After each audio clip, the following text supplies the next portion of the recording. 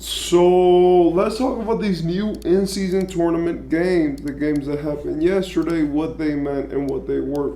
First, I want to talk about this Knicks and Bucks game. It was really an under-the-radar game because even though it was very important to the in-season tournament and it was the first in-season tournament game, from the Eastern Conference. Well, not actually. It was the second in-season tournament game from the Eastern Conference. It wasn't very exciting. Even though Julius Randle went insane, ballistic, dropped 41 points and missed only 5 shots and one free throw. Meanwhile, hitting all of his threes and making 14 out of 19 from the field and 11 out of 12 from the free throw line, they still lost. The Knicks played well, if we're being 1,000% honest. They had good shooting from the field. The biggest thing that killed them was Jalen Brunson, which even though he's been shown to be great in clutch games, this season it just seems like he's turned off completely. He's still great and he still is what makes New York a threat.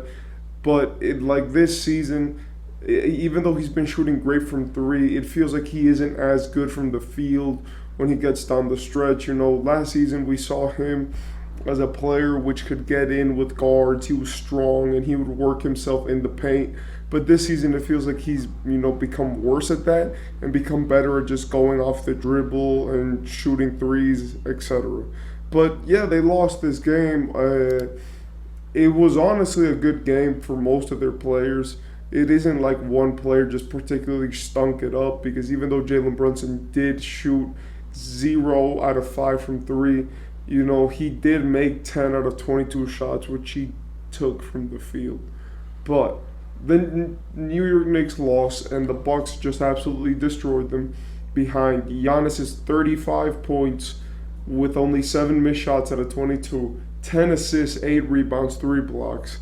Meanwhile, having 5 defensive rebounds, 3 offensive rebounds, and this game got crazy. Damian Lillard just absolutely cooked them, only taking 13 shots and scoring 28 points.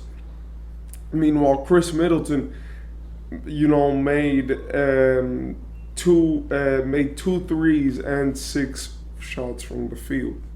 Honestly, it was just an amazing game. The Bucks shot 60% from the field, 60% from three, and they just looked unstoppable out there, and like the Knicks were never gonna really have a chance of beating them. Then on the other hand, we have the more interesting game from yesterday. I'm sorry that I made it so quick, that description. The problem is that it wasn't really an interesting game. It was just Giannis. Like Giannis, there was one play where he took the ball, he got it from the ground, he recovered it, and he was like stepping, and he was like walking throughout the court. So he was gathering the ball. Then he took one dribble at half court or at like the 3-point line, and then he took 2 steps and dunked it. And in my opinion, when I saw that play and the alley-oop that he caught from Chris Middleton in the inbounds play, it just seemed like the Bucks were toying with them. The Bucks have been on a roll, and recently the Bucks have figured out their offense a lot. It seemed amazing to me when finally to do it, and when they did that, it seemed amazing. I do believe that their coach has made it a point to be able to have them both on the floor and still be able to defend, which was a big problem for them. And if we're being 1,000% honest, even though they're both great players, they both, have their deficiencies. So figuring that out for the Bucks has been interesting. Apart from that, the Bucks played great, obviously, and shout out to the Bucks, honestly, because they blew them out by like 20 points. Then on the other hand, we have this Lakers versus Suns game. The Lakers versus Suns game has just been incredible. Well, it was incredible. The Lakers versus the Suns. The Lakers played trash, if I'm being honest, but they still won. And what I mean with that they played trash is that they weren't hitting their shots. And the real reason why they won was effort. They had 21 offensive rebounds. They had like 20 more shots. And they just had a complete control of that game, which was honestly crazy to see.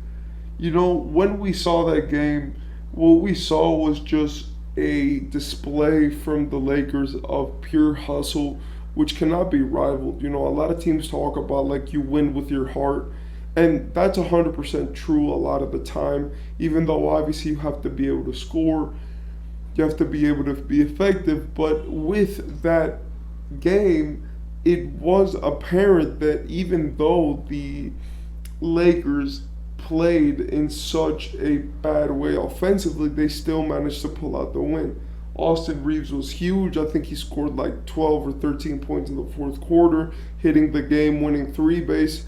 And LeBron James played like 40 minutes, the most out of anyone in the entire game, while being 39 years old and dropped 31 points, 8 rebounds, and 11 assists. Kevin Durant played amazingly too. And in my opinion, the biggest thing for the Suns was just like attempts and defense. They weren't trying. You know, they had a lot of attempts and they scored very efficiently, but they didn't shoot enough. And on defense and effort, especially effort, they weren't getting that many offensive rebounds. They weren't going back on defense the way that they should have. And honestly, even with a guy like LeBron, because they have such slow centers, it just looked like LeBron could get his way because he was being matched up against guards, which was crazy to me to see a 6'8" dude matched up against guards. Another guy which I want to point out that was very good, you know, I do want to say that I liked Eric Gordon, even though he did have a bad game. I did think that his contribution on defense and the way that they played him in this game needs to be appreciated. When you put such a small guy on defense, you're not begging for anything good to happen, if we're being 1,000% honest. And then finally, you know, Devin Booker is obviously my biggest disappointment of this game. He didn't play terribly because he still had 6 assists and 11 rebounds, but he shot really badly from the field, you know, and he really relied on the free throw line to make this game for him. He had 7 turnovers and 6 assists, something insane, and he had 6 makes out of 16 shots. The best thing with him was just the way that he impacts the game and his gravity. But if we're being honest, Devin Booker, this game wasn't that good. Another guy who I really want to talk about was AD, who dropped 27 and 15. AD just looked like hungry this game. He was driving to the rim with ferociousness. He was quick. He was actually using his speed this game, which is something that we normally don't see AD do. You know, he's normally a guy who will win playing slower and more like a traditional big man. And when we saw him playing this game, we saw a like AD which was doing like the layups, the reverses, the crazy, you know, maneuvers, and I was like, wow, you know, if Anthony Davis did this every game, you know, he could probably be Giannis, if I'm being 1,000% honest. But nah, that was a joke, by the way. But yeah, honestly, I want to say shout out to AD. You know, there was a lot of memes before the game of like LeBron preparing 4 hours before the game for when AD drops 7 points, because you know how AD is, one great game, one off game. And honestly, it looked pretty insane to me, the fact that though in between LeBron and AD, they scored 58 out of the Lakers' 106 points. But yeah, so that was the game, you know, and in my opinion, this in-season tournament semifinals are looking amazing. You know, we have the Bucks, right, who are going up against the Pacers. That's going to be a very interesting matchup, and I got my money on the Bucks, right, because I just think that their defense, as soon as it got better, they're going to be the hardest team to deal with in the league. And then on the other side, on the West, we have the Lakers going off against the Pelicans, which I have the Lakers because, you know, LeBron is probably the only guy in the league who can really guard Zion and keep up with him. I do believe that those are going to be tough matchups, and I don't think that the, you know, favorites are clear favorites, but I do believe that those are the picks. But Tell me what you think. Tell me what you think about what's going to happen. And honestly, shout out to these teams for playing this in-season tournament. Has been fun and very, surreal seeing how much players care about winning this tournament when it just looked like they didn't even care about that it existed in the start of the season. When they were asked, like, oh, why should we, I don't even know how it works. I don't even know when it starts. And now it seems like the players are putting 150% out there when they play these games. But yeah, let me know what you think, and I'll see you next video.